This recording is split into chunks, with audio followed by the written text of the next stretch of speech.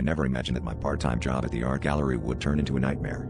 It started subtly, the way each painting seemed to observe me as I walked through the dimly lit quarters, but I shrugged it off as a trick of the light.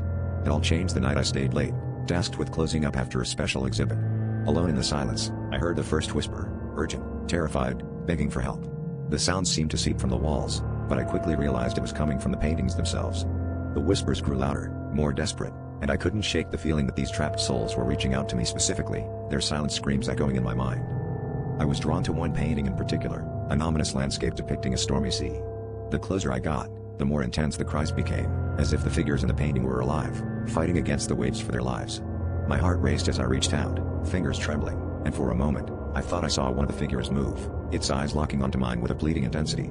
My breath caught in my throat as I stumbled back, the realization hitting me like a tidal wave. The paintings were prisons, and I was the only one who could hear the cries of those trapped within.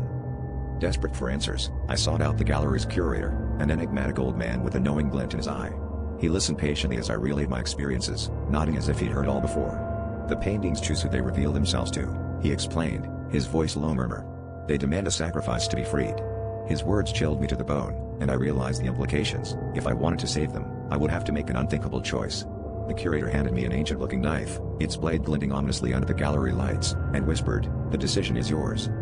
As I stood alone in front of the stormy sea painting once more, knife in hand, the desperate cries reached a fever pitch. My heart pounded as I raised the blade, the weight of the choice bearing down on me. Just as I was about to make the cut, a sudden clarity washed over me. What if freeing them condemned me to take their place?